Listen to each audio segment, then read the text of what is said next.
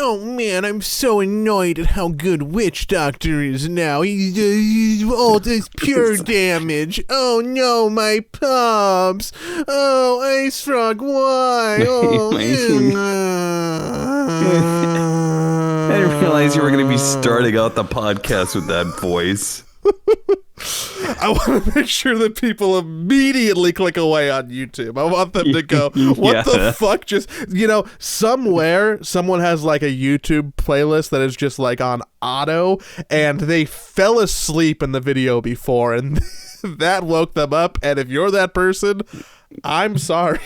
Yeah, they got annoyed to wake somehow. They were having like a really good dream, and all of a sudden, like, just the most annoying guy showed up in the dream and literally annoyed them awake.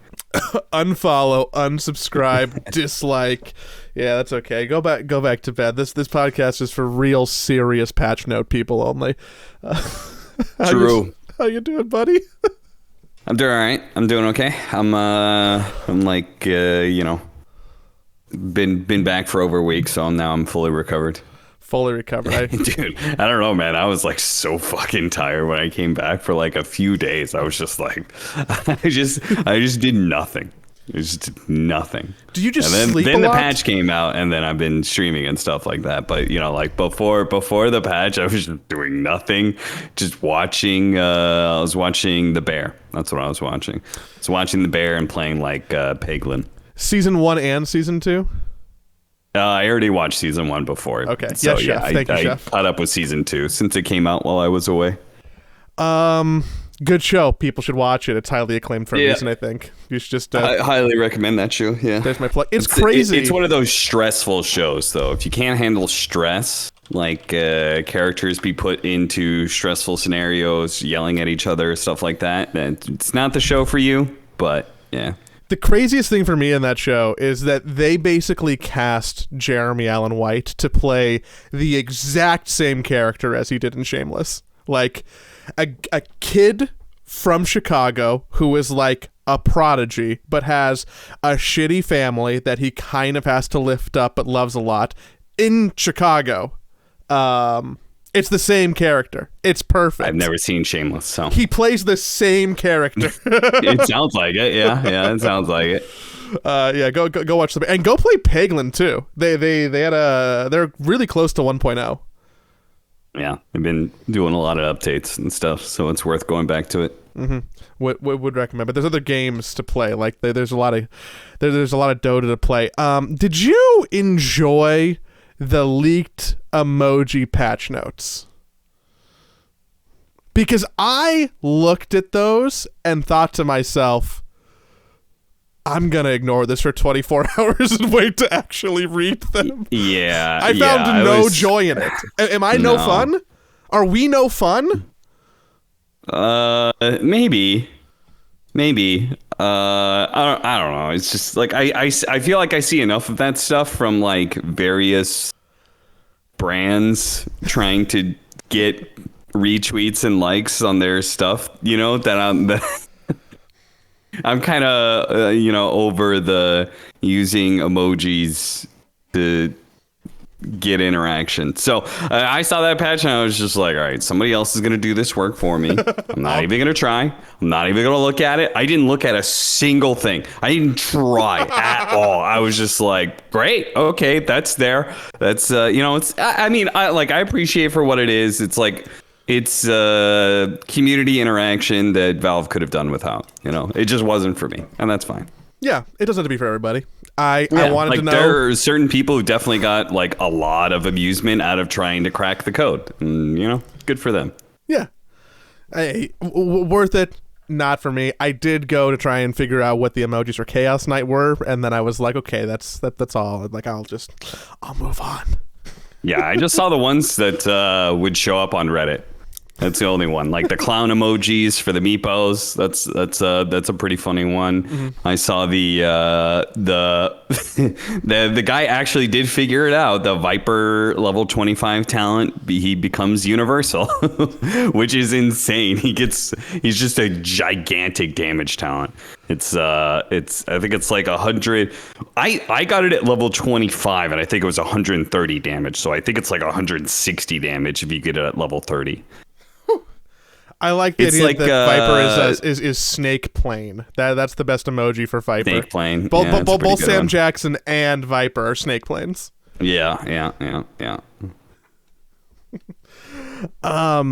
You want to talk Riyadh first before you get into the patch? I do. I was going to actually slow that down and toss that over to that, because we did spend most of last time talking about, the fun time that we had in Bali. But you continued on to Bali and went to go hang out in Riyadh for a little while, and I went home to watch Riyadh, which was, by the way, the worst time zone I've ever watched a tournament in. I was getting up at like 3:30 in the morning to watch games and be like, "Let's go, guys, woo!" Yeah, it's true. If it's in like Sweden or a little bit farther Western Europe, then it's actually you're getting up at like 7 a.m. It's like not that big of a deal, but yeah, I guess being in the Middle East is probably the worst. 4 a.m. kind of sucked. So my interpretation of the event, based on what I saw from the stream, couple of things, you can tell me how accurate they were. One, somebody loves the color teal. Dude, I can't, I fucking, oh my God, I hate that fucking color scheme they did so much. Let me just say,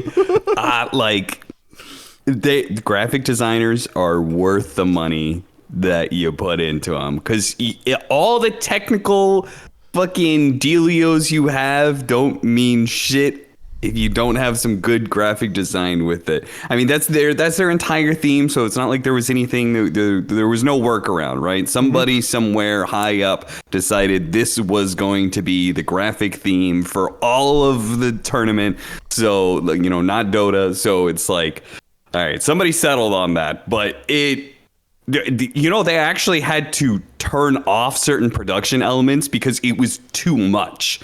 Like, if you put too much movement in that color, it's like overwhelming. It's too much visual stimulation. So they actually had to take away certain technical elements because it just wouldn't work otherwise.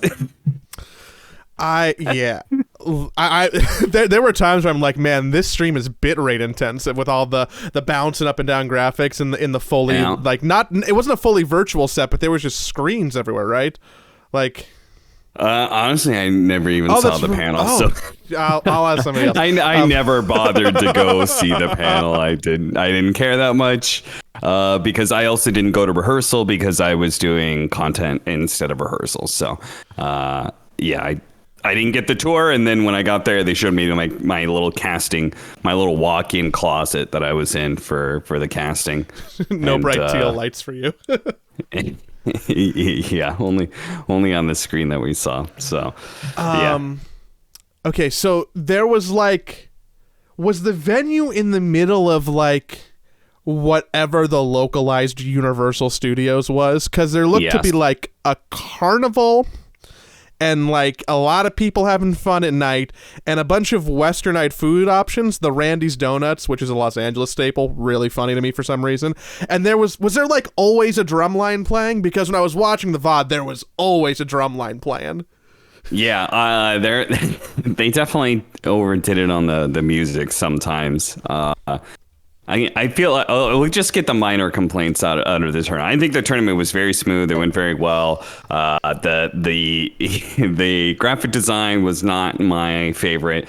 The music was they've definitely used a bit too much of the music. It was too loud and sometimes wasn't needed in the times that it was needed.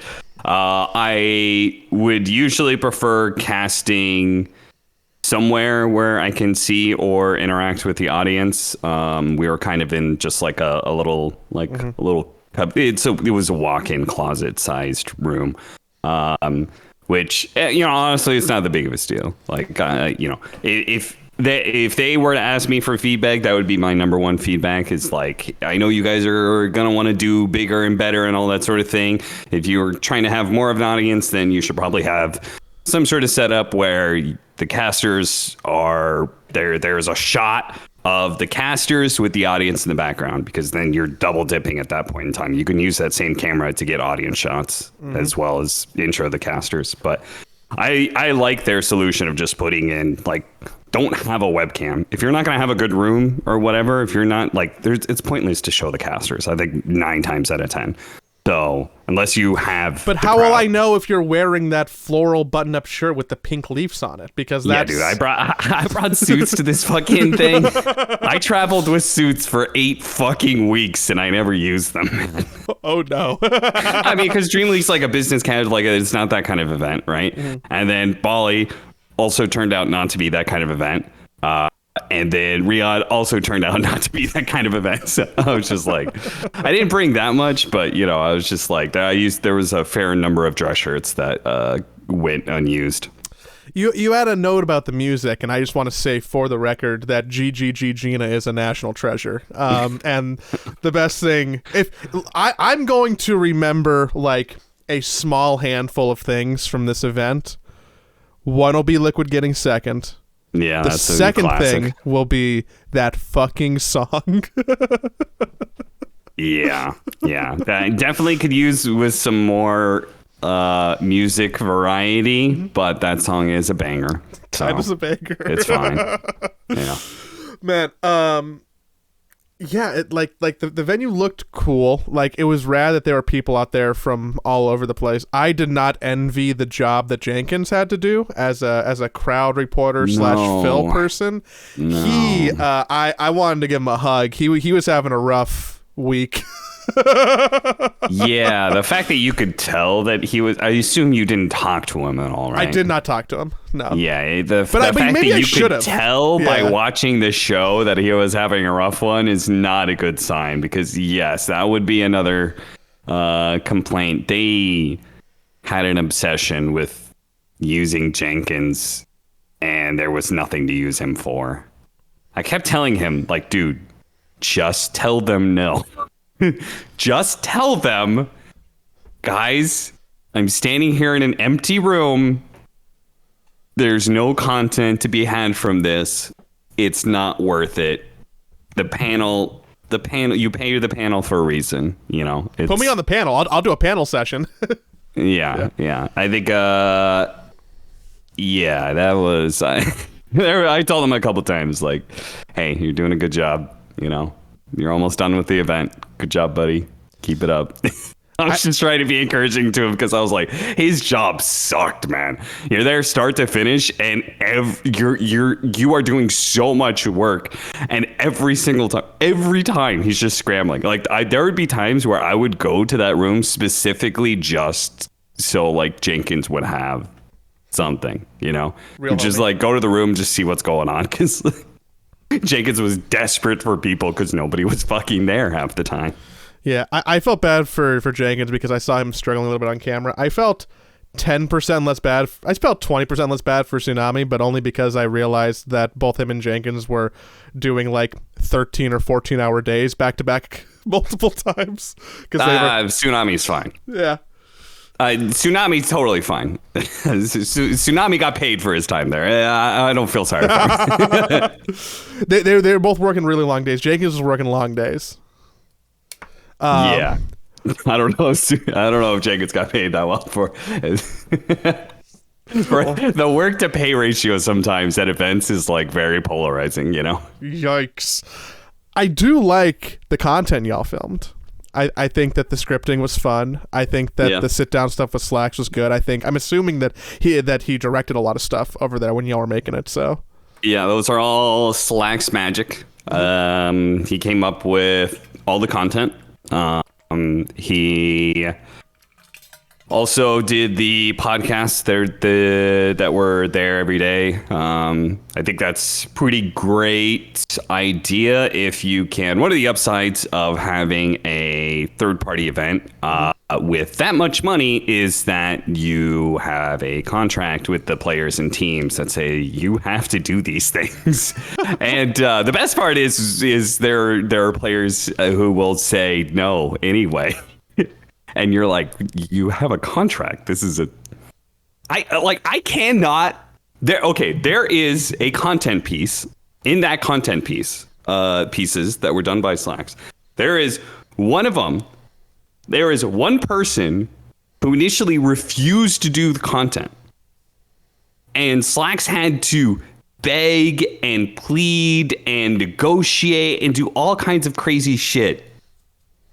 It's a fucking $15 million tournament. You signed up for this shit. You've got a contract for it. You have to do the fucking content. What the fuck is wrong with players, man? Like, how are these assholes so entitled sometimes? You're just like, no, I'm not going to do it. Like, what? What is wrong with you?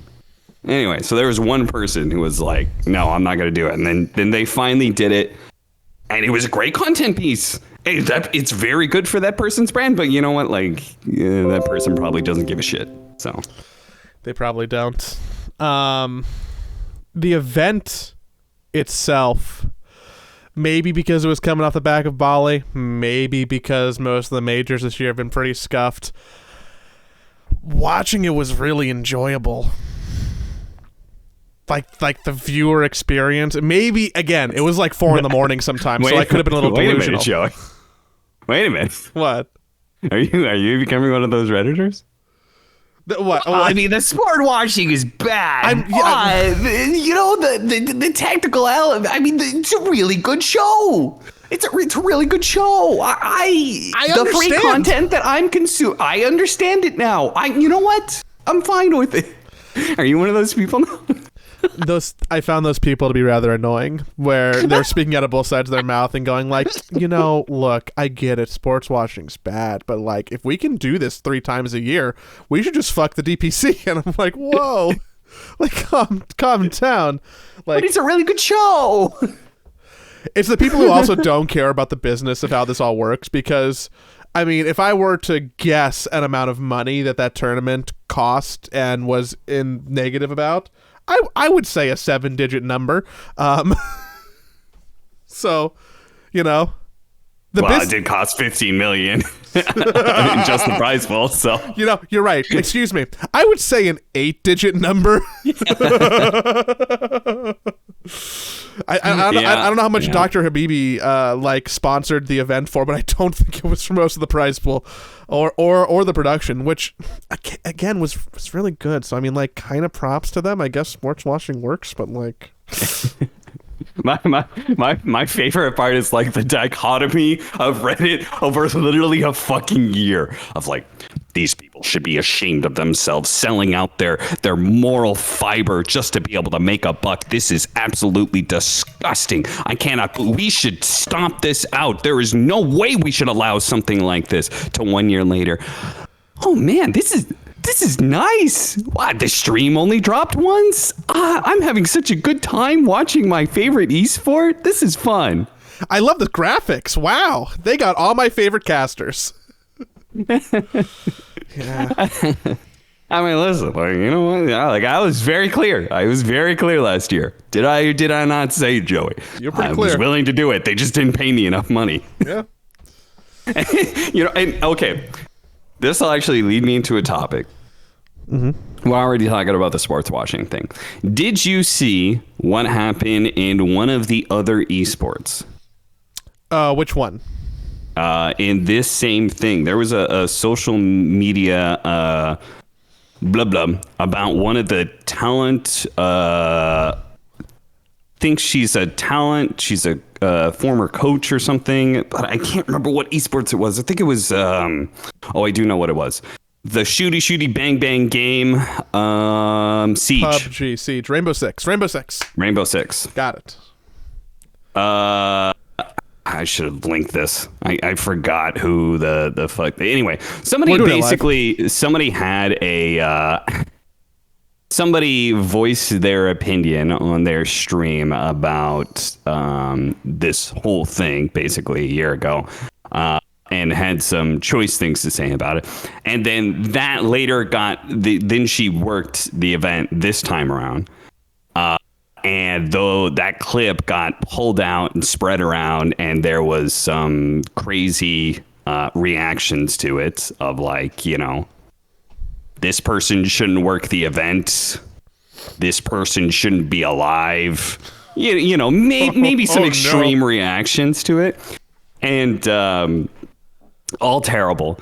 And she had to, issue out an apology and, did the whole I'm learning, and those opinions that I have with or without a ukulele, which she's singing the apology without a ukulele. Okay, copy. Just want to make sure. Yeah. And that's all shitty and stuff, and I have a lot of sympathy for that person and what they had to do. But let me just say that part of their apology was, I think they said that they didn't ask for any extra money. Like, they made it a thing of like, like, I didn't get paid any more than my day rate. Let me just say, motherfucker, what? If you are going to sell out, get more money. Get the bag. That's the whole point. Like, you don't. I'm not going to try and make a big deal of this, but when I get paid, I'm going to take that extra money that I made, and I'm going to give it away to a good cause. That this is the way, I'm absolving myself of this situation, because I need to work. I need this, basically, because I don't really have a whole lot of other options. If I want to keep being a commentator in Dota 2, I probably have to be doing these events. I'm fine with that. My conscience is totally clear. But I also acknowledge the fact that there are certain, like, bigger picture realities, and I'm going to do what I can to be able to help with that. So, get the fucking extra money. And if your conscience is bothering you, get the extra money and use that money to do something good with it. What the fuck are you talking about? Like, I didn't ask for anything more. Motherfucker, what? Then why did you work in the first place? That makes no fucking sense. Like you either have a hard fucking stance or you have utilitarian stance. I have utilitarian stance. There is always a certain amount of money. In my view, you can get me to do almost, well, there are certain things I won't do ever, no matter how much kind of money, because I do enjoy my life. But there are a lot of, like, questionable things that I would never do as a person. But if you offered me the right amount of money, then yeah, I would do it, because the amount of good I could do with that money for doing that one thing, I'll kick Joey in the balls for 10 grand. And I'll give him the 5 grand. You know what? He'll be happy. we could do that for, we could cut that at a 10th. Yeah, you guys want to support the Patreon right now? Somebody put in 10 grand. We'll film me kicking Joey in the balls. I'll do it hard. Yeah, we can go barefoot bare nutted for that price. It's fine. Like, do a full swing. Yeah, it'll be an unpleasant experience for both of us, and you'll get enjoyment out of it. Oh man. It'll be a clip of it'll just be naked Joey, me naked foot, kick to the groin. You're bent over in pain. I'm sanitizing my foot. You'll get a laugh out of it. It's worth the 10 grand. I promise you. Pay us. Do a Jackass intro. It'd be great.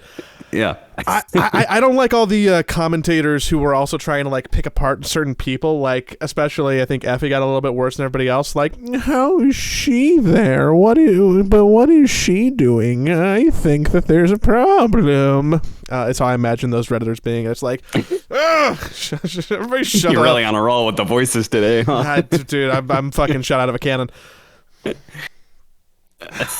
Yeah, I mean, yeah, that's definitely a thing, and it's just one of the realities. Yeah, I saw some. I saw Richard Lewis's video on it. Actually, that was maybe where I got the Rainbow Six thing. I respect Richard Lewis a fair amount. I think he does some pretty good work. My time with him in person, he was a very enjoyable person. And I think he was pretty clear about, like, what? All right, I'll let that one slide. I think he's like pretty hard fucking lined against that sort of thing, and like I didn't feel bad at all when he was, like, basically putting talent on blast for doing that sort of thing. Mm-hmm. I didn't feel bad. I mean, like, I think doing that kind of work, it deserves some criticism. But again, my conscience is clean. I thought through it a lot last year, and I've come to my own conclusions about where I stand on this whole thing. It's all a part of a healthy conversation. I think to just disavow any criticism of it would be disingenuous, right? Yeah, like Liquid had a healthy conversation about it. So my favorite part about this, I should probably like dance around this because I shouldn't really like speak from a company perspective. I'll just start there. I think somebody who is criticizing Team Liquid for their actions around Saudi Arabia in the last 2 years is not anybody who was going to be a fan anyways. And I'm okay with that. I don't think that there was anybody who was like, man, I'm a big Team Liquid fan. And then they went, wait a second, they have a political opinion on something? Fuck them. I'm no longer a fan. I don't think that human exists. I think that we just riled up a group of people who are already predisposed to the opinions they were slewing and probably didn't care about Team Liquid as a company. So, I actually have... That's my perspective on it. Call it cope or not. I really don't think it is, and that's kind of... that's why it doesn't bother me to see people shit on it. I do think that I do think that'll probably follow around in those people's minds and comments for a while. All right. Well, I you know me. I'm a fan of Team Liquid. I do actually have some criticisms for Liquid here. I agree with the whole. I actually agree with their original thing. I do think that sometimes you guys should just shut the fuck up. But I do think that I agree that it's a tough situation where you probably need to go to this tournament, right? You probably don't have a Dota team if you don't let them go. You can maybe let them go unsponsored. Or a Rocket League team, or a Rainbow Six team, or a Counter-Strike team. Yeah, and esports is in a downturn right now, so, you have a lot of employees. You need to be making money. And I do think, I always hate when people are like, when you give away to charity. I remember me and Blitz talking about this all the way back. Do you remember the Drake God's Plan thing? Yeah. Yeah, he did the music video and he gave away a bunch of money. Like $1 million or something, right? Yeah, and then there was a bunch of people shitting on him. He was like, well, you didn't have to go make a big video just to be able to like highlight the fact you're giving away money. You could have just given it away anonymously. You're virtue signaling by donating money. Yeah, like, I kind of get that. And there's definitely a reality, corporations especially, but very rich people as well, where just like sports washing, they're able to get themselves good press and wash any of the negative things they've done out and create a very nice image, public image of themselves. But I think the money that they gave away probably does more good than whatever harm of like washing their own behavior. Sports washing is maybe a little different in that regard. That is like a very big picture. Like, I don't know exactly how to measure the scales on that one, but in the God's Plan incident, right? Or the Team Liquid incident, I think the money they gave away to charity is easily going to do far more good than the bad of them participating in this event. That's whatever. But I'm feeling so I hate it when people do that. I hate when people make a big deal out of like, oh well, like they're making more money out of this than they're giving. Yeah, they're still giving. It's still money they didn't have to give. They could have just shut the fuck up and not said anything, and nobody would have gotten that money. Or maybe they would have gotten that money, but then we wouldn't be having a conversation. I think it is important. Like, you can hold conflicting views. You can do things and you can do something that is against something and still try and support them. In 2023? Right? What a wild idea. Yeah. I have the viewpoint that the world is very dirty, and I think you just try and do what good you can with the time that you have, and that's about as best you're going to do. Because I think most people can't live perfectly clean lives. But do think if you guys are going to say something, I can't believe that you guys kept saying something, because I do know that the Riyadh Masters had this social media thing where it's funny. Somebody, I won't say who, somebody on the talent was like, there's a social media thing where the teams who are participating at that event, whoever gets the most views, whatever, from their social media, total conglomerate views. It's like a pie, is my understanding. It's not just necessarily like the top. It is like a yeah. So they have like $100,000 or $500,000. I don't remember the amount of money, but that money is going to be split based off of the social media account of the various organizations and what kind of hits they get. So organizations were putting out their banger tweets. The social media guys actually had like. Social media, I think, is actually pretty important for a lot of these organizations. So the people who do social media work, like, I think those people are actually pretty important for the organization. I don't think, shit posting is actually kind of a real job. But those guys were extra value for this event because you were literally getting money directly back for every single banger tweet that you put out. So all the organizations were trying to put out their most viral material for this time. And I will say, Team Liquid did not shut the fuck up. And then they kept not shutting the fuck up. And you put out a post. That was great. And then you also kept tweeting about the event with the hashtag and everything. And I was just like, all right. You guys can't just say this shit and then just like literally like still follow all the way through. I get that you have to be a part of the event, but like you could have done something. I know what I said that I was I said that I was going to be off Twitter for 2 weeks. I needed to get off social media, and that was actually true. Like I did need to, but like that was my own like personal like I'm just going to be on social media blackout for this event, and that was both for my personal health, but also had the side of like, like I don't necessarily want to be on social media during this event because I know there's going to be some controversy about it. It was actually pretty little from what I gather, but yeah. Yeah. I mean, I'm not here to speak on behalf of the company, which is hard because I do have opinions on it.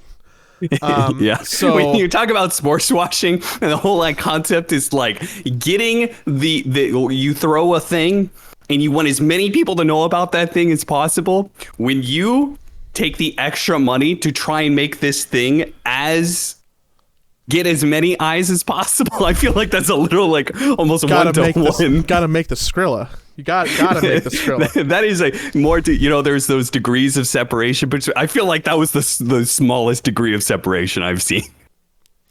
Yeah, it's really a little bit. It's a bit of talking out of both sides of your mouth, right? Oh yeah. Oh yeah. So you guys took an L on this one, I think. Yeah, your last one on this. Didn't think it was an L. I thought the post was fine. I thought the giving money to charity was perfectly good. Hey, there were some haters going to be around, but when you keep doing hashtag, everything is hashtag Riyadh Masters, right? Meme hashtag. I think the one thing that irks me a little bit, specifically about like the Richard Lewis piece and some of the conversation around that, is it's kind of a pedantic argument. So I'll start there. But okay. Team Liquid never apologized. They just explained why they were participating and what they're going to do. And I do think there's a difference there from saying like, hey, we're sorry that we're here versus this is why we're here. So to have the headline be like Team Liquid makes money off of apology is like not correct. Because that post, that video from Victor, really what that is at its core is it's trying, I understand that the audience goes way beyond this, right? But at its core, it is trying to speak to our existing fans who are upset that we are participating because their values conflict with that. So we are trying to talk to some of our core audience who hold those progressive views, which I believe we have more of compared to some other teams because we are vocal about this stuff, right? Well, you and G2 Esports, of course. Yes, on two sides of the spectrum, my friend. You and Cobra Tate, neck and neck. Every spectrum has two sides. There's an A and a B. But because I think that we court some fans who are like a bit more progressive, a bit more left leaning, a bit more against like some of this stuff, like on its surface level, that we don't want to upset the core audience. The people who think that like we're trying to do something and trying to help. So really that stuff is targeted towards them to try and build a bridge as to why we're doing something they don't like. I understand that it goes beyond them, hits a general audience, hits people on the other side of the spectrum, hits like everything. But at its core, that's who the message is for. And if some people want to give Liquid shit for that, I think it's valid. If some people want to hate us because we're woke pieces of shit, I get that. Again, I don't think they were ever going to be fans in the first place. They were never going to buy a jersey. It doesn't really bother me. But if we can talk to some of those fans who are our core fans but upset at us for the action and try and get them to understand why we have to participate in these events. You think I'm spinning right now. I feel like you're smirking, but it's the truth. Listen, Joey, I just want to say I totally agree with you. That was a pedantic argument. We didn't apologize. We explained. Yeah, we didn't apologize. We just sent a message to the people that would be hurt by our actions to explain Never said I'm sorry. Why Never said what forgive we're us. doing is what we're doing, and offered some reparations for it. It's not an apology. Not an apology. You're right. That part of the argument is pedantic. I think that everything else I said is not as much of a joke, though. Yeah. I think it's fine. The is there anything else about Riyadh that I wanted? Oh, there was something else I wanted to talk about Riyadh. Not to go too far away from a relatively serious topic that is, I think, big picture, talks about like the world that we're in today and like the messiness of all, and then turn it into, but what about me? But what about you? Yeah, what about me? So we did Riyadh Masters, and it was me and Avery and Suns Fan and Kezo. We were the only two on-site casters for it. Mm-hmm. Owen wasn't there for his own reasons. I don't know if he's made that public. Or actually, no, I know he has. He went to a friend's. He had like a friend's what does he call it? Stag night. Is that what he called it? It's a bachelor's. His friend's getting married. Oh yeah, you're right. That is what they call that over in Europe land. Yeah. So so he went to hang out with some good IRL friends of his. I respect Owen a lot because he seems to, one of the things I like about Owen is that he seems to hold his IRL friends from before he had an esports career pretty close, and still he still plays games with them, still keeps in touch with them, and I think that's really nice. I would do the same, but I didn't have any IRL friends before Dota. Fame changes people. Yeah. So, So yeah, it was just me and Suns Fan. Those were the two duos, and so we got there, and we spent there was 3 different media days, and I think I did nothing for 2 of them. It was a pretty sick deal. The group stage went on, kind of without us. That would be another thing. I always feel like if you had the talent, we were there, and I was like, oh shit, the tournament's starting tomorrow. All right, time to get to work. And then it was like, no, we're not doing the group stage. I was just like, but you have us here. We can work. You're paying me. We're here. I already had a day off. The tournament's starting, but I'm here. Yeah, I wish we could have covered the group stage. I always hate not covering the full length of the tournament. It's one of my complaints about TI this last year as well. It's just I like taking the story from start to finish. That's my thing about it. But Suns Fan and Kezu did a great job at this event. Kezu, I remember I actually talked to Kezu about casting, and I remember he asked for some tips or something like that, and I gave him some stuff. I told him about like basically that working remote is like really hard and to keep up energy and like banter and stuff like that. But I could tell at Dream League he made for a good commentator. The little bit of casting he did at Dream League. So he really flourished with Suns Fan. They made it great to that event. Yes, Reddit would tell me that every day. Yeah. Reddit said it a lot.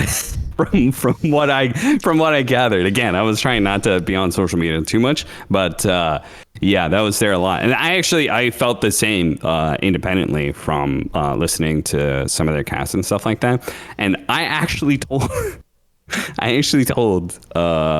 one of the people at ESL, I was like, hey, you should actually get Suns Fan to do the finals for this event.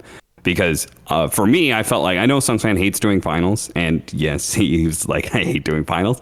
But I felt like if there's any event he should do it, that was the one, you know. But yeah, I believe he also already had a flight set at like midnight on Sunday night. I know a lot of people actually had flight issues because the grand finals went a little bit later than anticipated. Like, I know that some people... No? Well, it shouldn't have. No, it was fine. Maybe we booked flights too early.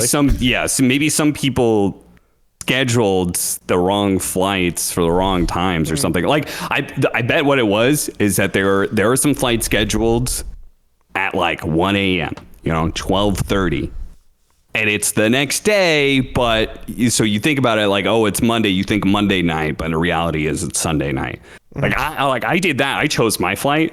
And and my talent manager thought, because they were handling so much work, every single ESL employee there was like, you could just tell they were overworked and stressed out, man. Fun.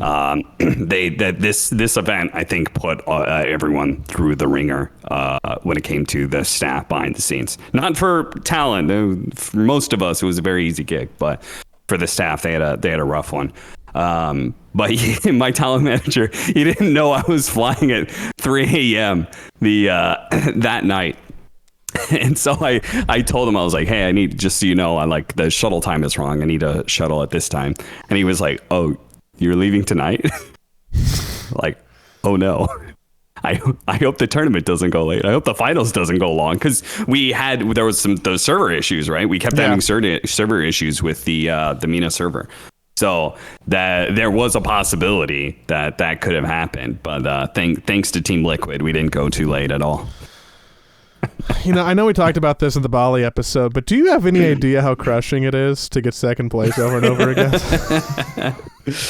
I have never seen I'm convinced the Dota community is going more and more off its rocker.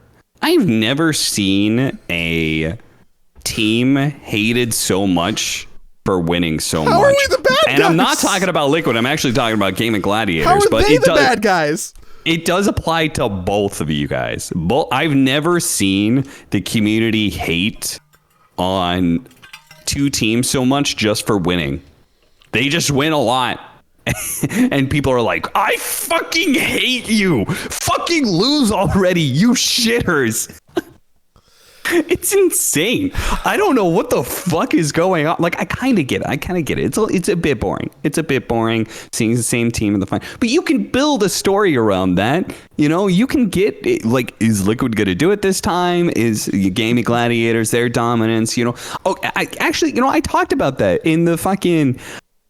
This go back to the casting, but the fucking Gaming Gladiators and their lower bracket game against Tundra. That's who it was, Tundra.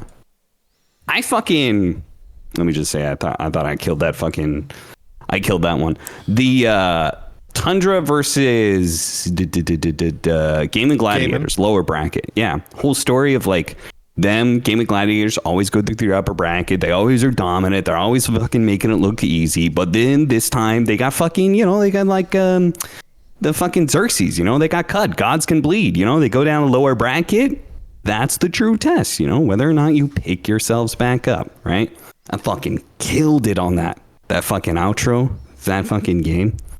And then I did see, I felt good about that one. I was like, I wonder if anybody noticed. And then I saw a Reddit thread, right? This entire tournament was like there's like a 3,000 upvoted post on Reddit that's like, let Suns fan cast every game. I'm literally the only other play-by-play caster there at the event. I'm just like, what the fuck? Like, fine, have them do the entire tournament. What the fuck? Right? There's a like, this is going on constantly. There's like, fucking Suns fan for president. Fucking Suns fan should cast every game. I don't want anybody else doing work. And I'm just like, fuck me. Like, goddamn, like. People really liked the Bet Boom team name joke. They did, which was good. I really think it kind of all stemmed from there. Let me just say, I'm so happy we didn't have to cast Bet Boom. we casted them once, but like after they got their thing going, and it was a very funny thing. Like I really liked it, and the fucking, I was just like, please God, like don't make us cast Bet Boom, because what do we do to follow that? Like, you can't take that same bit. No. I like, you can't do that. So then you just, like, go into it, and, like, everyone's, like, would expect you to do the funny names, but then I think it's, like, weak if you copy their bit, but then that's what everybody wants. I was like, please, God, don't make us cast BBT. Don't make. Fortunately, that didn't happen. I was ready to happy. send you a list, Austin. Yeah. Also, fucking saying somebody did talk to us, and like we casted like the very first BBT game. Somebody did come and talk to us. Hey, you guys said Bet Boom. Hey, you really need to not say that. Really, I said it once during the cast. I said it once during game one. Feels like a fair mistake. I slipped out of Bet Boom. I was like, fuck me. And I literally thought to myself, I swear to God, if somebody comes and talks to me and says, don't say Bet Boom, when there's literally Bet Boom all over the screen. If they come to me and say, don't say Bet Boom, and then fucking Avo comes and talks to me in the green room, Cap, please, this is serious. I really need you to not say Bet Boom. Don't say it. You could call them whatever the fuck you want. Just don't say Bet Boom.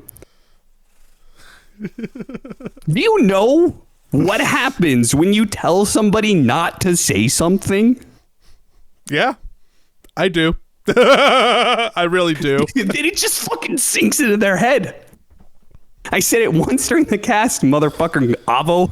God damn it. I'm giving him shit now. And so he came and said that. And then you know what happened in game 2? Guess what happened? I didn't say Bet Boom once, but you know who did say it? Avery.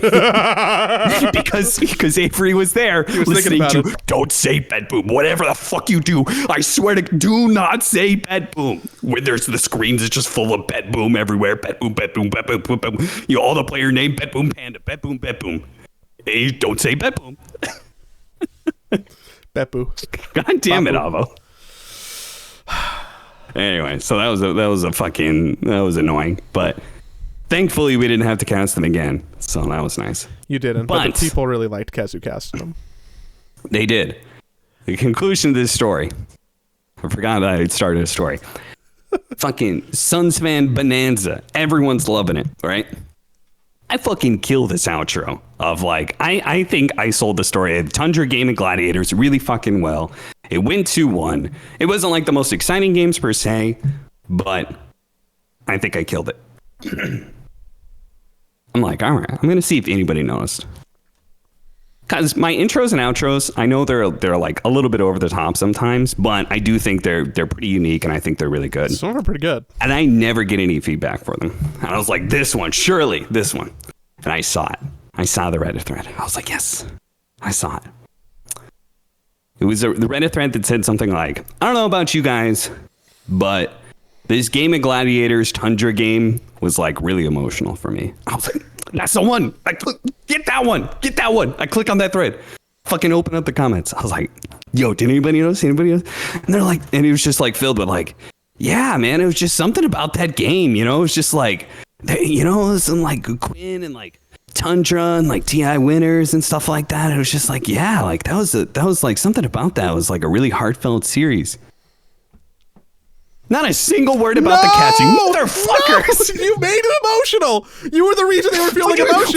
Where do you think that emotion came from, motherfucker? You think the emotion came from the fucking Sven when he God strength killed a Crystal Maiden? No! It came from me, motherfucker.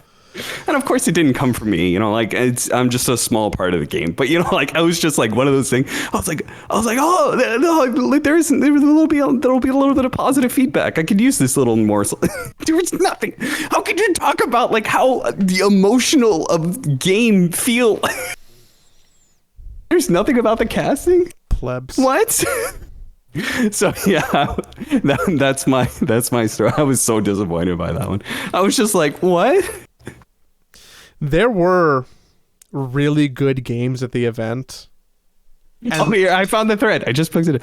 I felt so many emotions throughout Tundra GG last game. I'm speechless.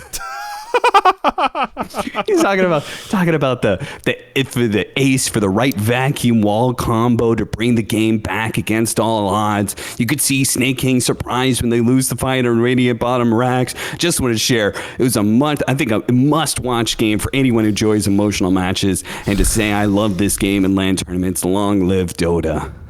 It was like what? Control F cast. 0 out of 0. Dyrachyo played a 60-minute Medusa game and fucking AUI missed an Ice Blast. That's the game, everybody. There was one. I put in Control F cap. There's one. It is. This is the comment. Tundra made a mistake on bottom clashed, and GG capitalized on that mistake, which sealed the fate of Tundra in the end. Yeah, maybe that. Maybe not you. Yeah, you got a little baited. I got fucking baited. But hey, at least the story remains true. Not a single comment about the cast. So yeah, that was a shit situation. Don't get me wrong. Love my job. I had a lot of fun working that event. I think Sunspan and Kazu killed it. My favorite part was the fucking Suns fans and while they were doing that, they took the middle racks. And then the way Kazuo plays that off, he's like, I hate to break it to you, Suns fan. They already took the middle racks. Dude, I fucking was laughing so hard in my hotel room about that, but they killed it that event. But let me just say, it does suck to be the only other casting duo. Because normally you could spread it around, right? Normally just 3 or 4. The only other casting just to be compared duo, directly. Just getting completely blasted with praise to the other duo.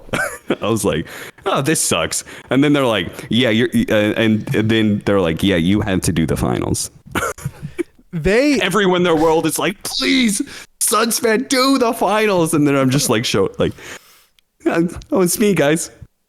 It's the classic cap, oh, sorry guys, no, I know you wanted Toby, but it's me. Oh, I know you're looking for OD Pixel. It's me. It's Cap. Oh, you wanted Sunspan to do the finals. Oh no, it's me. Hey everybody, Cap here with Avery. You know what also probably added to the mania of and again, I do not want to take anything away from them. They were both doing a great bit of work at the event, right? They also got to. I love their duo. Let me just say, they're my favorite duo to listen to because I've listened to Own Fogged for forever. John and Mike was my previous favorite duo to listen to because there's just something about the vibes felt really nice. They're Suns fan Cinderin, Suns fan Kazu is my new duo to listen to. They got to cast both the upper bracket semifinals. Yeah, they did. Which really added to their lore that event because Liquid Talon, kind of a banger. Spirit Bet Boom, kind of a banger. They were both they're both bangers, right? Yeah. So not only it's are cool. they, At least Liquid gave us a banger of grand finals. Dude, kill me. You know what? Everybody else hates on Liquid. There's no reason. I hate on Liquid for a reason. Those motherfuckers need to give me a fucking final. Jesus Christ. Owen cast them at Dream League. It goes through. Oh wait, no. That was Bet Boom. Oh yeah. They went to Game 5. What was it? Bet Boom and Gaming Gladiators. Yeah. Fucking Liquid just don't give good finals. Fucking Avery and I cast our first finals together. Fucking Lima. Oh, great. Thank you. Just like Shanghai all over again. The first time I do a finals, it's just fucking a shit show. Absolute shit show. I'm just saying, one team can keep making it through the lower bracket and the other team. They They don't only have got it. fourth. They only got fourth. They only got fourth. I hope to never see them again. You guys did make more money, much more money than them this year. So the emotion of beating Gaiman in the upper bracket quarterfinals was pretty sweet. Yeah. It was a little bit of vindication. It was a little bit of like, oh, we can beat them in a series, right? Yeah, but now the storyline is, well, you can't beat them in a finals. Can't beat them in a best of five. Can't beat anybody in the finals. Can't beat anybody in the finals. I do like that Zai. Fucking dude, that guy is ice in his veins, man. You call him the fucking ice man. That guy just like his post game interview, just like, yeah. I haven't beat them in a best of five though. Like the fact he actually acknowledged it before the community did at all. It was just like, no, still work to do.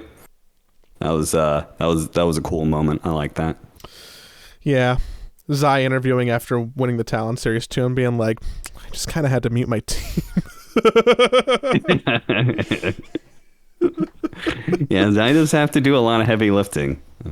I mean, he has to step into the leadership role, right? That's been his whole test this year with Matumbo gone. So, yeah, that guy has had to do a lot of heavy lifting this year. I'd argue it's been successful. Man, I'm so happy that 23 Savage didn't just have a complete mental breakdown and boom. This is one dude, of they still got top three. Like if you did not get top three because of that fucking moment, which probably doesn't change anything, to be clear. His whole step up from the PC stuff. He also didn't get penalized, which I'm glad he didn't. I mean, that would have been just like really rubbing salt in the wound. I mean, maybe they should have gotten a trap penalty. I don't know if they did or not, but you know, it was.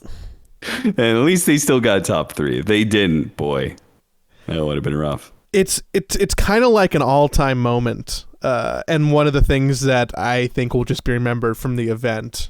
It'll be the premature celebration, right? Like that is picture of him standing up, fucking hands off his keyboard, trying to pull a Mickey, and then being like, "Oh no, shit. what's happening?" So many things had to go wrong for them to lose that game.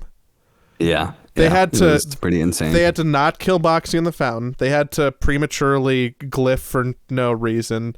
They had to not use any of their defensive items to purge off 23 Savage to TP. They had to not go to the fountain. They had to not push the wave on bottom. It's stupid. Yeah.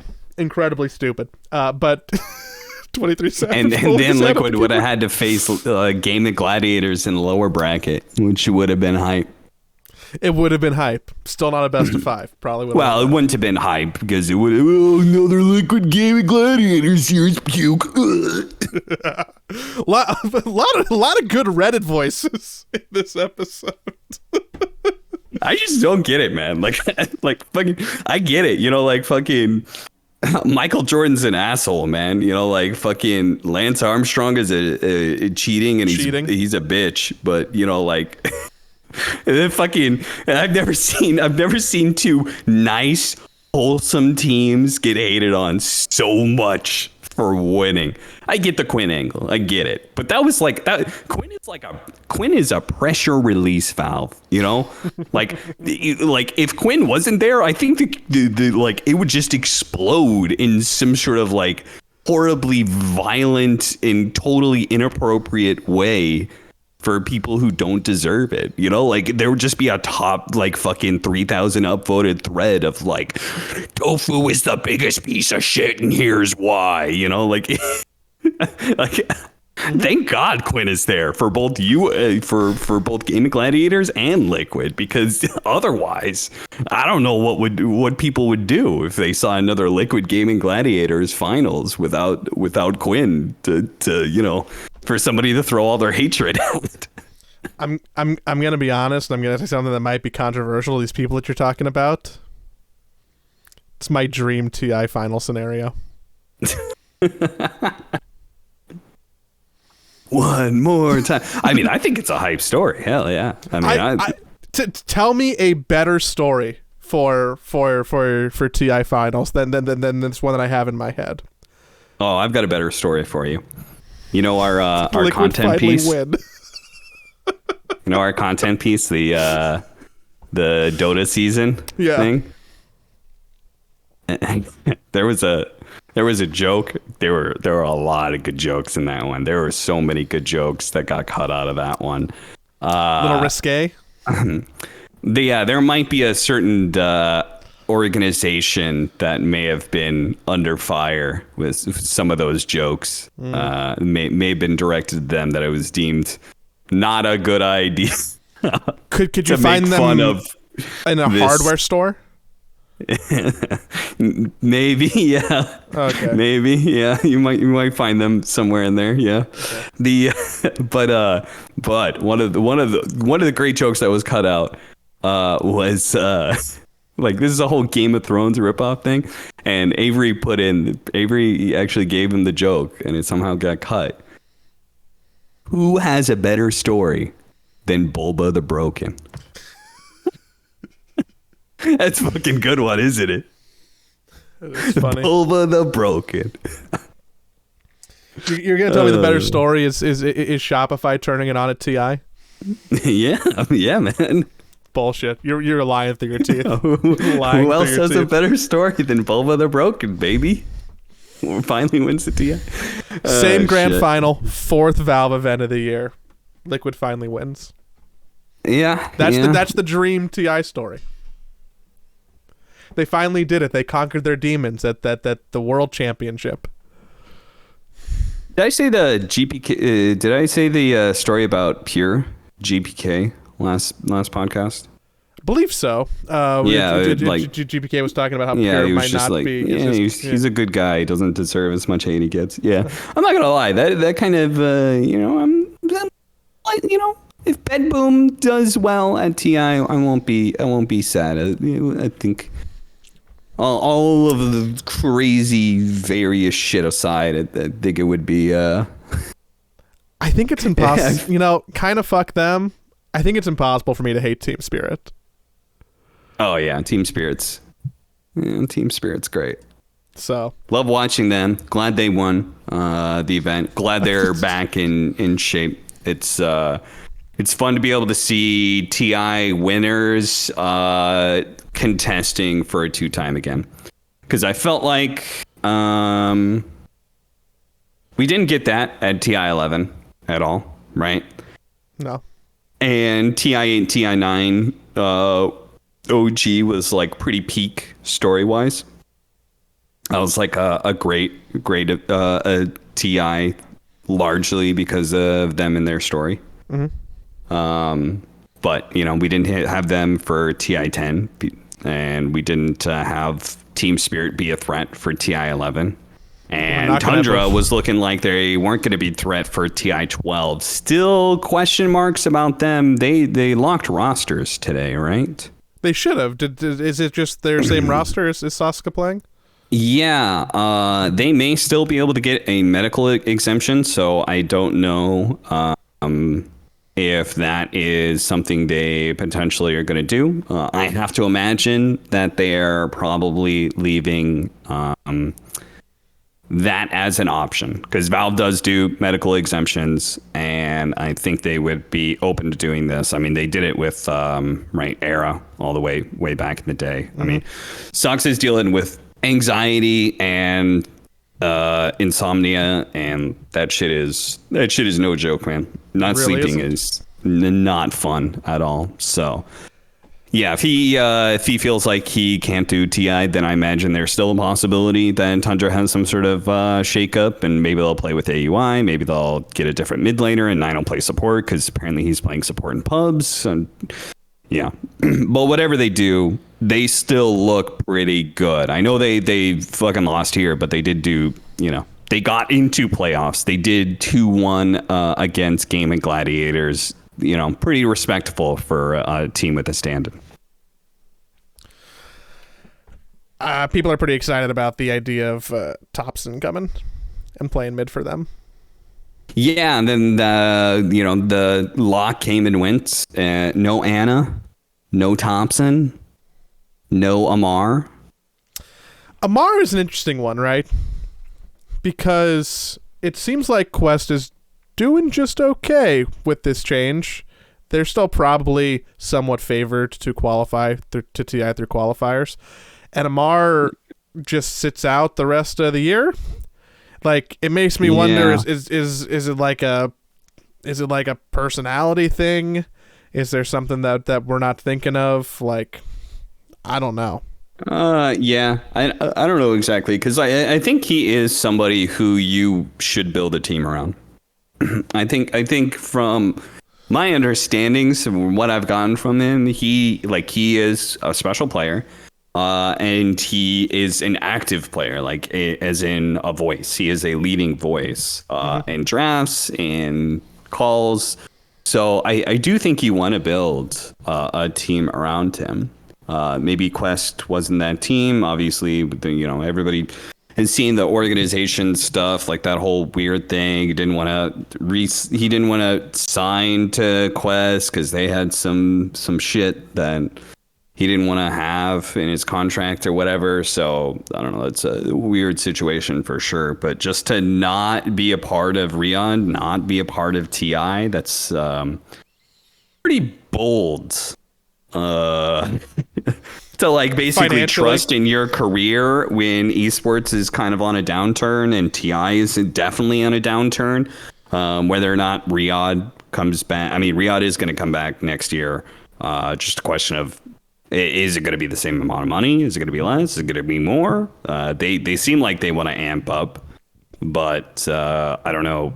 I know their whole Gamers8 thing they want to amp up, but I don't know if necessarily DOTA they want to amp up, because my understanding was it wasn't the best draw for audience actually there at the stadium, which, is an important element. So that makes sense. I wonder how it is going to compare to other games. And it makes me wonder how popular Dota is to the locals around Riyadh, because it seems... Yeah, Saudi Arabia is not a Dota country. Apparently, that's more. Yeah, League. Do they play League? Do they just not play MOBAs? Do they? I think they play. I think they're actually a little bit closer to US because they're a very rich country. So my understanding is that like a lot of whatever is big in the US. So I bet Valorant is pretty big there. I'm gonna guess there's some consoles that are probably big there. Probably PUBG and stuff like that. When are we going to find out how the TI prize pooling is going to work? This is the last big TI question. You're talking about, Riyadh may pumping in more money, and I'm looking at this TI prize pool tracker and going, we know that they were saying, hey, there's like no compendium, no battle pass, like things are going to be different this year. But how different are they going to be at this point? And is TI going to be like a $4 million tournament, which should be nothing to scoff at? That's a lot of money, but that's very different than 20, right? Yeah, I almost wonder if. Yeah, it's a big question. I mean, how much does Valve care optics wise, right? They obviously care a lot less about TI. I think that's very obvious.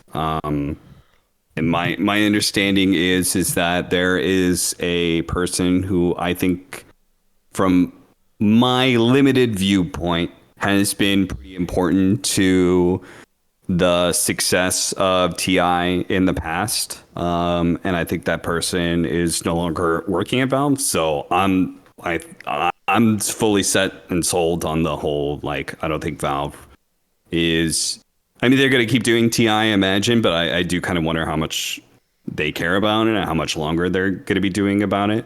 But this year specifically, do they care about the optics of Riyadh being bigger than them, prize pool wise, especially first place, right? Mm-hmm. Because TI's prize pool is a lot more top heavy, right? It's 50% goes to first place, somewhere in that percentage.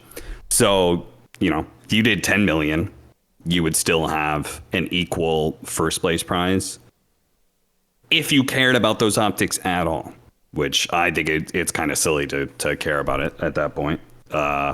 But you also don't want to. But yeah, there's also the optics of such a dramatic drop off from one TI to another.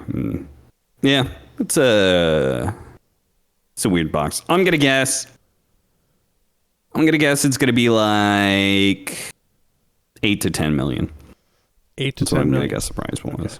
Yeah. I'll take $1. I think it's gonna be like 5 million next, and then it's gonna be like a yearly like 2 to 3 million every year.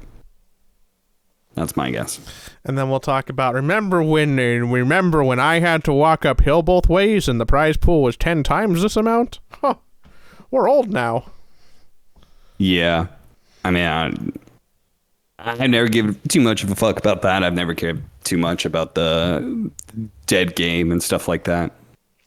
As long as people are playing, as long as people are watching, as long as I have enough people to be able to get a game of pubs in, and as long as I have enough viewers to support the job that I do. Game's not dead. Good enough for me. No game pulling 500,000 people on a middle of the day and a weekday is dead. It's only dead on Reddit, you know? Yeah. Dota some pretty good numbers. And if Valve does stick to their promise, I'm not even going to say a promise. That's going to be broken. But their initial statement that they're going to be tuning down on TI or whatever battle passes, and then that puts them able to focus more on the game, then whatever they come up with, I mean, we'll see what this 10-year anniversary is. The fact that they're already late to the 10-year anniversary, very late to the 10-year anniversary. They're not good lovers. Like, I mean, now I need a makeup gift at this point. Like, yeah, and then they were late to the postponement of the 10-year anniversary. Because we had the 10-year anniversary, they didn't say anything about it. And then they said they were going to postpone that thing, and then they released the patch and still weren't ready for the 10-year anniversary. I mean, let me just say, I'm super excited for the 11-year anniversary that's going to come out next year. I'm fucking hyped for it. I can't wait to celebrate the 10-year, 4-month, and 3-day anniversary of Dota.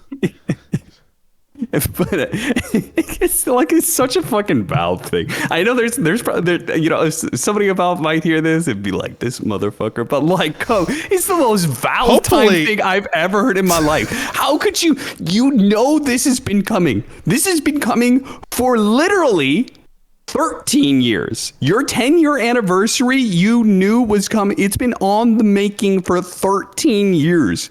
How are you late to this? How are you late to this? You had a 3-year head start to your 10-year anniversary, and then you knew it was coming for 10 fucking years. How are you late to that? Anyway, I'm super excited about it, and whatever content they do there could be really good for Dota. I mean, the fucking Aghanim's Labyrinth was a fucking genius, right? We got this whole custom games nonsense going on right now. That whole controversy, right? They're killing the customs games, right? If Valve actually creates something like some sort of custom game sort of thing that, you know, we saw how big that was for Auto Chess. I think it was really good for Aghanim's Labyrinth. If they can keep, if they could do Aghanim's Labyrinth again, we come up with that kind of success again. Let's make a new game. Maybe even on a bigger scale. If they could do that sort of thing regularly, then, you know, Dota could actually go up in numbers. Not that I care about that sort of thing, though, of course. I hope that somebody is in the Valve office listening to this, working on the 10-year update, and just like has muted. we can have a fist bump at TI. I'll see you in Seattle in a couple months, buddy. The funny part is, like, we know nothing about like their development schedule, anything that's going on. We just talking out our ass. Could be they released the patch early for unknown reasons. You know, well, I mean, they probably released the fucking TI qualifiers are around the corner, so they kind of really did need to release the patch because it was a big patch, man. It was a big patch. A lot of stuff changed. It's cool. Can we table talking about the patch? I feel like it'll still be relevant to talk about that and any other changes when we do a show in a couple more days. It's I think it's relatively unexplored still for me, despite grinding the last 3 days on it. There's a lot of stuff in there that they did big changes, man, that they're just like raw buffs. Just fucking raw dogging the buffs, no fucking nerfs. You know, they just like dump All fucking buff Earth Spirit's now invulnerable during his roll, and Vengeful Spirit now just gets this whole thing for free. Still a dog shit hero, even though you gave her a massive buff with no nerf in exchange. They fucking give fucking Brewmaster is now a carry because they just gave him free fucking attack speed. Slardar just gets 40 damage out of nowhere. Like, they just throw these fucking buffs just for fucking raw up in your face for these dog shit heroes, and didn't give them like any balancing nerf that Ice Frog usually does with his fucking delicate touch on the meta. So there's some wild stuff going on that I don't understand what's happening. I don't understand why Brewmaster is one-shotting me, or more accurately 5-shotting me in 1 second. I don't understand why Necrophos is doing 300 damage a second. I don't understand why Earth Spirit is literally unkillable. This motherfucker is 5,000 HP. It is invulnerable 1/3 of the time in a team fight. Like, what the fuck? What the fuck? We need more right and dirty memes with Earth Spirit at this point. Yeah, like Invoker is like doing fucking universal popped off hero shit. Yeah, like, you know, so there's a whole bunch of crazy shit going on in these games. So I'll have a better handle on it next week. Whether I can tell you whether or not Bane is actually a good right-clicking core now, or what. Can you tell me if Jakiro's actually really good now? Because I really like the macro pyre change. So if you can play around with that a little bit, I'd be really appreciative. I did play some Jakiro. Felt okay. Okay. I mean, he's got a good Aghanim Scepter ish. One of my favorite supports. So, but macro pyre was always kind of ass. But it looks less assy now. I mean, the rest of his toolkit is still kind of weird, but a little out of date. No, that he's not out of date. Fucking Vengeful Spirit is out of date. That fucking hero, I swear to God, if they just keep giving her fucking blind buffs without changing her fucking kit in some way, please, this hero is outdated. Nobody wants to fucking swap Suicide anymore. No, it doesn't compare. It does the same job that a fucking harpoon does. Stop it.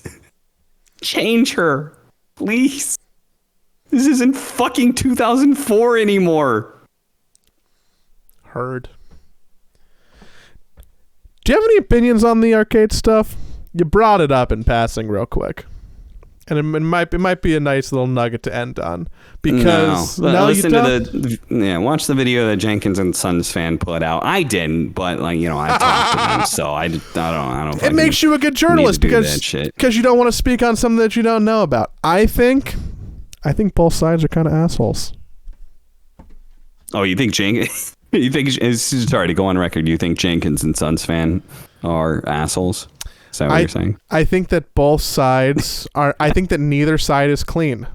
Both sides have a little bit of mud butt. I mean, yeah, of course the custom game side isn't clean because there's fucking. I mean, I get it. The community hates pay to win, but like it is the way how these guys do make a living out of this stuff for. Apparently the Chinese fans really love pay to win. I don't understand why, but more power to them. But so here's the thing, like I hate anybody who is going to like narc to governments. It feels like the most extreme version possible of going to tell the teacher on you, right? I do have a problem with. I actually do have a problem with. Let me just say, I read a fair number of Reddit comments. I think people would be shocked, absolutely shocked. As somebody who is married to a local business owner and had put a lot of effort to doing everything correct, and knows that many of our colleagues did not do the same, I think people would be shocked to know how many small businesses, mom and pops, that are not up to code. I know. Shocking. But your favorite mom and pop show probably has a long list of violations to them. And probably they are a little not doing tax everything fraud. up to code. Because running a small business is fucking hard. And you whether intentionally or unintentionally, you may not be following all of the rules, whether it's local or fucking international. So, yeah, I think the number of people who had like zero empathy of like, well, you have to follow the rules. When like these guys like, I don't even know if there were rules about this. Like, what the fuck? And now that we know there were rules, we did something about it. Like, what you should have known anyway. Like.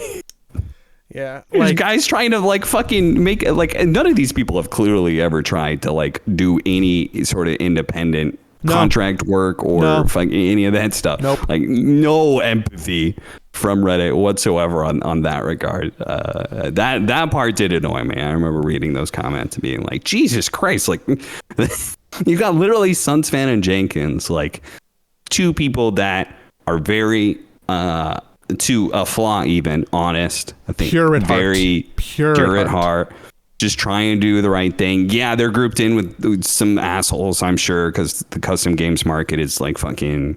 I'm sure there's some crazy shit going on there, but you know, like these are your guys trying to tell you what's going on. The amount of people just have like zero fucking empathy for the situation. It fucking sucks. You're just like, well, I don't play that game anyway. It's all pay to win. Fuck off with your shit. Like, Jesus Christ. Like, you want the fucking, like, custom games is a part of Dota. It's where Dota started. Well, back in the day, everybody did it for free, purely off of passion. Well, that's not the way it works anymore.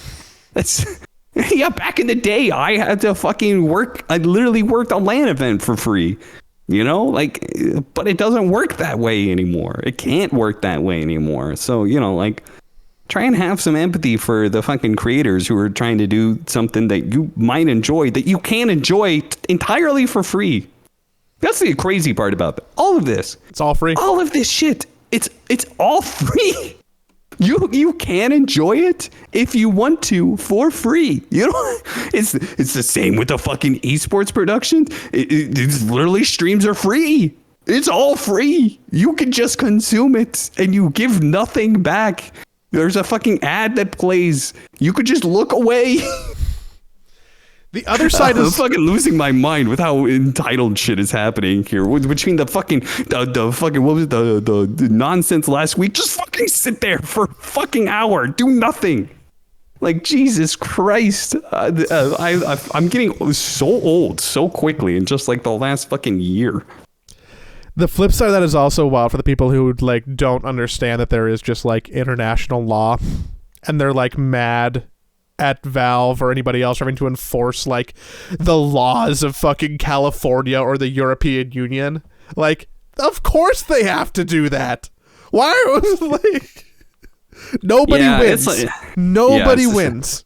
Nobody the whole wins. Situation's messy because you just like have Valve employees being like, yeah, we could do something, but like it's not worth it to do it. And you're just kind of like, well, it would bring enjoyment to like, it would help out like literally thousands of people, but you can't really argue with the bottom line to a worker who's telling you like, this isn't worth it for the company. And you're just kind of like, well, they could hire more people. Like, no, that's not how we do things. And you're like, well, that's fair. You're a private company. You could do whatever the fuck you want. So yeah, I guess that's just the way it is then. God. Maybe you should just stay off Reddit permanently. You should take that social media blackout and just extend it a lot. Maybe I'll be happy without reading the comments. I mean, I stayed off social media pretty well. I did. I could tell it was. I could tell it was definitely helpful to get a nice reset. I might do more of that in the future. I didn't necessarily stay off of Reddit as much, but it's really weird when Reddit's integrated to your job and stuff. I know some other people stay off of it, but that's how I feel about Twitter. I feel like it's like I feel like almost in some ways that I am not doing everything I can to be good at my job unless I'm on Reddit. As weird as that is, it maybe not necessarily feedback angle, but like literally just keeping up with like what is going on day to day, or see some sort of weird mechanical interaction that I'm going to see in a pro game, or You know, like somebody has some like the posts from China, like those are fucking great. You know, like Is that all the of that same- stuff, like I think is actually kind of important for my job. So Is that the same for X? yeah, I guess I can't say retweet anymore. And that'll be a repost now. What a fucking shit show. I hate it so much. And I know that's not a hot take. I know it's not even And entertaining what's funny take. is that he like it. I felt a direct impact of like I literally spent less time because he did this stupid ass rebranding.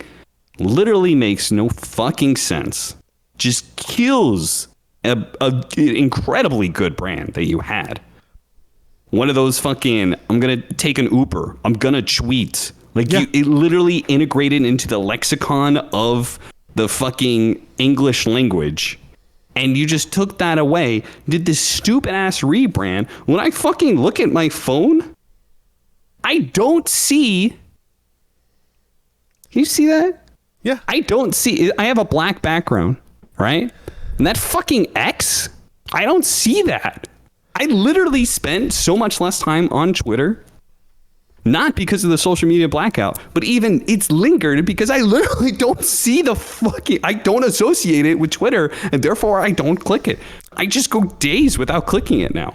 I had to take Venmo off of my like apps drawer because Venmo was sitting right next to X, and I kept on clicking the blue app when I wanted Twitter. I guess because I'm a child and I just look at the colors and I'm like, I want the blue one, but I kept on clicking the wrong one. Yeah, your monkey ass brain was like going, hit blue thing, get dopamine. It was literally just blue.